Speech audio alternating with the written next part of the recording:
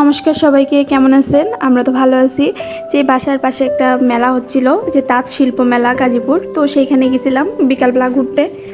তো আসলে আজকে ছিল শুক্রবার, আমার ওভাবে খেয়াল ছিল না। শুক্রবার শনিবার প্রচণ্ড ভিড় হয়, আর যেহেতু বাসার পাশে সেহেতু আমার তো মনে হয় শুক্রবারে গিয়ে ভুল করছি, অন্য কোনো ডেটে গেলেই ভালো হতো, কারণ এত ভিড় হয় সপ্তাহতেই। আর ওখানে তো বাচ্চাদের অনেকগুলো রাইডস থাকে, আর আর্যাবুড়ি তো গেলেই সেই রাইডসগুলো ওঠার জন্য কান্নাকাটি শুরু করে দেয়।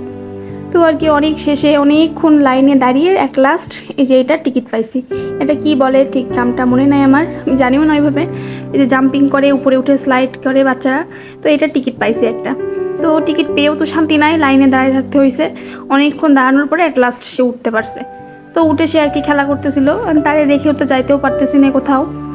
তো আমার বোন ছিল সাথে, তো আমি তারে বললাম যে তুই গিয়ে অন্যদিকে টিকিটগুলো কেটে নিয়ে আয়, আর পরে আবার যাবো শেষ হয়ে গেলে, নাহলে তখন গেলে অন্য জায়গায় টিকিট পাওয়া যাবে না, কারণ প্রচণ্ড ভিড় ছিল। তো আর কি কিছুক্ষণ লাফিয়ে টাপিয়ে নিয়ে চলে আসলো।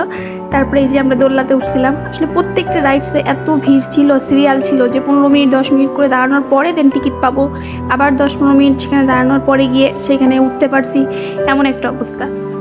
তো তারপরে এই যে এটা উঠছিলাম, আসলে এত ভয় লাগতেছিল, মাথা ঘুরতেছিল মাথা টাথা। আর যখনই ক্যামেরা করতে গেছি তখনই আর কি হয়ে গেছে, মানে হাতের থেকে ফোন পড়ে যায় কিনা সেটা ভয় করতেছে। একটা বাচ্চা তো উঠে এক লাস্ট পড়ে গেছিলো, এমন একটা অবস্থা।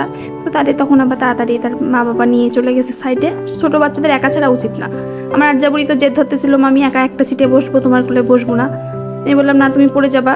তো পাশের সিটে সেম কাহিনী হয়েছিল, ছোটো বাচ্চা উঠছে, যে প্রথমবার ঘুর দিছে নিচে পড়ে গেছে। তো এইসব দেখে আর্যাবুড়ি অনেক ভয় পেয়ে গেছে। তো তখন সে আর কিছু বলতেছে না, বলতেছে মা এবার থেকে তোমার কোলেই বসবো, আর কখনো আমি একা একা যাবো না।